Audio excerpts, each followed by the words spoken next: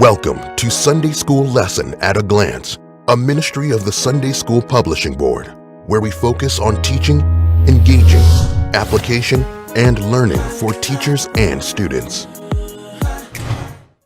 I will be sharing highlights and key points from the Adult Faith Pathway Bible Studies Sunday School book and the Townsend Press Sunday School Commentary based on the International Lesson Series.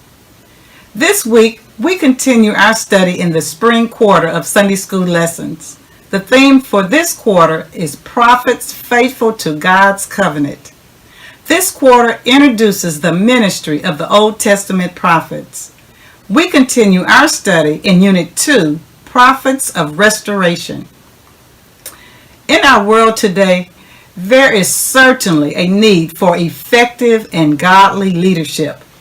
In this week's lesson, we will see the exemplary leadership qualities and attitude of a man used by God in the person of Nehemiah. Get your Sunday School book, Bible, notepad, pen, or device and follow along as we take a glimpse into this week's Sunday School lesson. Now let's get started with this wonderful lesson. The lesson title for this week, April the 18th, is Initiating Renewal. And this is the title in the adult book. The title in the Sunday School commentary is Nehemiah, the Captive Cupbearer Rebuilds a Nation. The background scripture is Nehemiah chapter 2 verses 11 through 20 and chapter 13 verses 1 through 22. The print passage is Nehemiah chapter 2 verses 11 through 20. The key verse in this week's lesson is, I said to them, you see the trouble we are in. Jerusalem lies in ruins, and its gates have been burned with fire. Come, let us rebuild the wall of Jerusalem, and we will no longer be in disgrace. And that's Nehemiah chapter 2, verse 17, the New International Version. Here are 3 questions to consider and reflect on as we go through this week's Sunday School lesson. Question number 1. What did Nehemiah do upon his arrival to Jerusalem? Question number 2. What did Nehemiah challenge the people to do? And question number 3. How did Nehemiah handle his adversaries? Let's take a brief look at the lesson context. The nation of Israel was taken into Babylonian captivity due to their repeated disobedience and sin. Over a period of approximately 90 years, there were 3 returns to Jerusalem, beginning with the first group of Jews returning under the leadership of Zerubbabel, followed by Ezra returning with the second group, and Nehemiah returning with the third group. Zerubbabel's mission was to rebuild the temple, but was interrupted by opposition. Last week we studied about the prophet Ezra, whose mission was to rebuild the spiritual condition of the people. Nehemiah's mission was to rebuild the Jerusalem wall. Each of these leaders played a unique role in rebuilding Jerusalem. During the invasion of Jerusalem, the city had been destroyed. They had started the work of rebuilding, but it stopped. It was not completed. The book of Nehemiah opens with Nehemiah serving as a cupbearer for King Artaxerxes, king of Persia. Nehemiah received the word from his brother Hananiah and others who had recently returned from Jerusalem, who told him about the deplorable condition of the wall around Jerusalem and the potential dangers the people faced because of it. Without the protection of the wall, the city's inhabitants were open to attack by their enemies. Walls were central to the protection of ancient cities. Nehemiah cared about God. He cared about God's people and the city of Jerusalem. When he heard the news of the condition of the city, the scriptures says he wept, prayed, and fasted over the condition of the people who had returned to Jerusalem. Nehemiah was greatly distressed and troubled at the news. The Lord put in Nehemiah's heart and spirit to go to Jerusalem to help in rebuilding the walls around the city. Nehemiah received permission from King Artaxerxes to travel to Jerusalem to lead the people in rebuilding the wall. And we see this in chapter 2, verses 1 through 10. Artaxerxes gave Nehemiah everything he needed to travel to Jerusalem. He obtained all of the necessary supplies to rebuild the wall around Jerusalem. The first 7 chapters of the book of Nehemiah are devoted to events surrounding the actual rebuilding of the walls. This week's lesson in Nehemiah chapter 2 of Nehemiah can be divided into 2 parts. The first half, verses 1 through 10, describes how Nehemiah's prayer was answered for the permission to travel to Jerusalem. And the second half, verses 11 through 20, the scriptures in this week's lesson examines the steps Nehemiah took to inspect the walls and gates. This week's lesson aims are: as a result of experiencing this lesson, you should be able to do these things. Examine why Nehemiah decided to restore the walls of Jerusalem and reform or revive the Sabbath law. The second lesson aim is appreciate Nehemiah's feelings and behavior in restoring the wall and reforming Jewish worship. The third aim is identify ways to restore worn parts of the faith community and revive traditions that honor God. As we continue our glimpse into this week's Sunday school lesson, I'm going to share 2 key points from each outline in the lesson text and expound some on each one. There are 3 outlines presented in this week's lesson. Outline number 1, reviewing the situation, and that's Nehemiah chapter 2, verses 11 through 16. The second outline, challenging the people, and that's Nehemiah chapter 2, verses 17 and 18. And lesson outline 3, denouncing opposition, and that's Nehemiah chapter 2, verses 19 and 20. First outline, reviewing the situation. Key point number 1. Upon his arrival to Jerusalem, Nehemiah spent 3 days quietly reviewing the situation. He told no one his plans and why he was there in Jerusalem and what he felt led to do. We cannot always tell everyone initially what God has revealed to us to do. Verse 12 reads, I set out during the night with a few others. I had not told anyone what my God had put in my heart to do for Jerusalem. There were no mounts with me except the one I was riding on.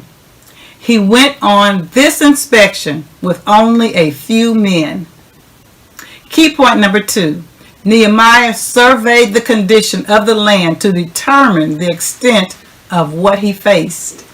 He made a complete inspection of the wall. He was carefully observing and assessing the damage of the walls. He got first-hand information and carefully considered the situation.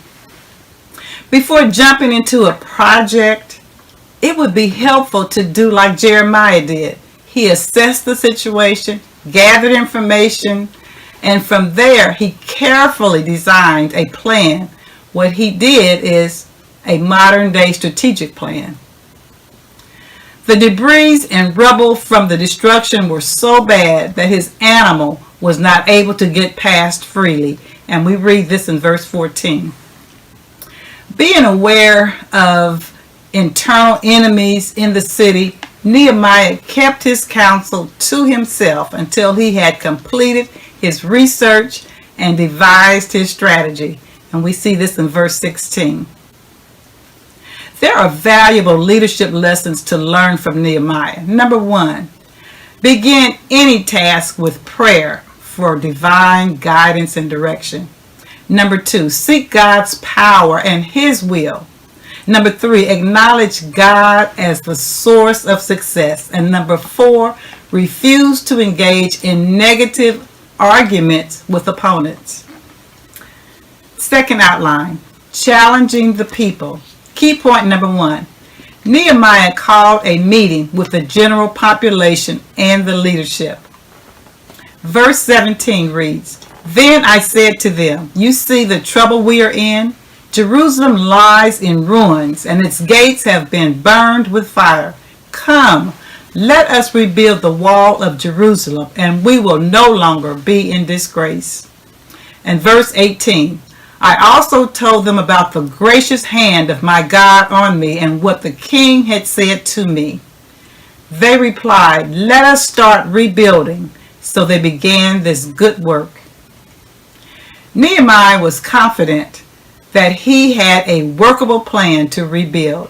Key point number 2, Nehemiah shared his vision to rebuild the wall with enthusiasm, challenging and inspiring the Jerusalem leaders to rebuild the wall. The people responded positively, accepting the challenge of the task before them. And we see this in verse 18b. After challenging the people, Nehemiah gave his personal testimony about how God had given him favor before King Artaxerxes in verse 18a. Nehemiah demonstrated capable leadership skills. He had a 4-step approach to gaining public consensus for the rebuilding of the project. He fully assessed the size of the problem before addressing the people with his intentions. He identified himself as one of the people, saying, "Let us rise up and build." He presented an attainable goal that was both reasonable and practical. He motivated and encouraged the people by assuring them that God was with them. Third outline, denouncing opposition. Key point number 1, Nehemiah faced opposition to his plan of rebuilding the wall. Many times we may face opposition when we have been called to do an important task, whether secular or in the Christian community. There were 3 adversaries or enemies of Nehemiah: Sanballat, Tobiah, and Geshem. And we see this in verse 19.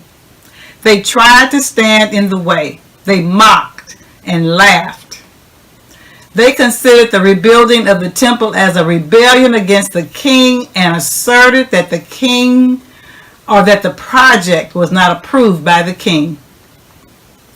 They ridiculed Nehemiah, saying that the walls could never be rebuilt because the damage was too extensive. They tried to hinder and undermine the project. In verse 20, Nehemiah's response to his adversaries reads, in verse 20, "I answered them by saying, 'The God of heaven will give us success. We, his servants, will start rebuilding, but as far as you have no share in Jerusalem or any claim or historic right to it.'" Key point number 2, the task was already successful because God's hand was in it. Instead of ignoring them or debating, Nehemiah simply informed the 3 men that God was in charge of the project and that they had no influence or say in the matter. And we see this in verse 20. Nehemiah's heart and spirit had been touched by the Lord to do this work. In summary, God used Nehemiah for the task of initiating renewal in Judah because of his faith, his dedicated heart, his willingness to sacrifice personal time and energy, his dependence on prayer, his patient strategic planning, and his ability to motivate and focus people's attention on what God was doing. Nehemiah faced enemies who violently opposed the rebuilding of the walls of Jerusalem, but he did not let that stop him. Do not be surprised or discouraged when you confront criticism, opposition, and distractors in life. Stay focused, remain prayerful, and seek God's direction. If God has revealed a task to you, follow the example of Nehemiah by seeking His will and His direction first. Total dependence on God is an essential key to effective leadership and discipleship. There is much we can learn from Nehemiah's leadership style. Thank you for tuning in to Sunday School Lesson at a Glance. I hope this glimpse of this week's Sunday School lesson is helpful to you as you prepare to teach and study God's Word. For additional information and resources, contact the Sunday School Publishing Board. Blessings to you until the next Sunday School Lesson at a Glance. We invite you to join us each week as we take a glimpse into the Sunday School lesson. Subscribe now.